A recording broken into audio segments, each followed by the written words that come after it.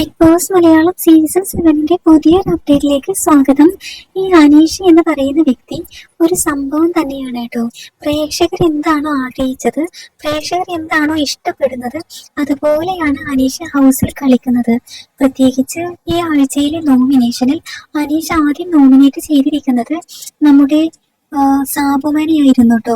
അനീഷ് അതിനുള്ള റീസൺ പറഞ്ഞിരിക്കുന്നത് ഇങ്ങനെയാണ്: സാബുമാൻ ഒട്ടും തന്നെ ആക്റ്റീവ് അല്ല, ഇനാക്റ്റീവ് ആയിട്ടാണ് അവിടെ കളിക്കുന്നത്. സ്വന്തമായിട്ടൊരു അഭിപ്രായം പറയുന്നില്ല. ഹൗസിലെ മറ്റു മത്സരാർത്ഥികളുടെ നിർദ്ദേശത്തിനനുസരിച്ച് അഭിപ്രായം പറയുകയാണ് സാബുമാൻ. സ്വന്തമായിട്ട് ഒരു അഭിപ്രായം വേണം എന്നുള്ള രീതിയിലാണ് അനീഷ് സാബുമാനെ കുറിച്ച് പറഞ്ഞുകൊണ്ട് നോമിനേറ്റ് ചെയ്തത് കേട്ടോ. അടുത്തത് നൂറയെ കുറിച്ചാണ് അനീഷ് പറഞ്ഞിരിക്കുന്നത്. നൂറ വളരെ ഇനാക്റ്റീവ് ആണ്, നല്ല പൊട്ടൻഷ്യൽ ഉള്ള ഒരു മത്സരാർത്ഥിയാണ് നൂറ. എന്നിരുന്നിട്ട് പോലും നൂറ ഒട്ടും ആക്റ്റീവ് അല്ലാത്ത രീതിയിലാണ് ഈ ഒരാഴ്ച കളിക്കുന്നത്. പ്രത്യേകിച്ച് ഈ ഒരാഴ്ച നൂറ ഒട്ടും തന്നെ ആക്റ്റീവ് അല്ല എന്നുള്ള രീതിയിലാണ് അനീഷ് നൂറയെ കുറിച്ച് പറഞ്ഞിരിക്കുന്നത്. എന്തായാലും പ്രേക്ഷകരെല്ലാം തന്നെ ആഗ്രഹിച്ചതുപോലെയാണ് കേട്ടോ അനീഷിന്റെ ഒരു നോമിനേഷൻ വന്നിരിക്കുന്നത്. പ്രേക്ഷകരുടെ മനസ്സറിഞ്ഞ് കളിക്കുന്ന മത്സരം.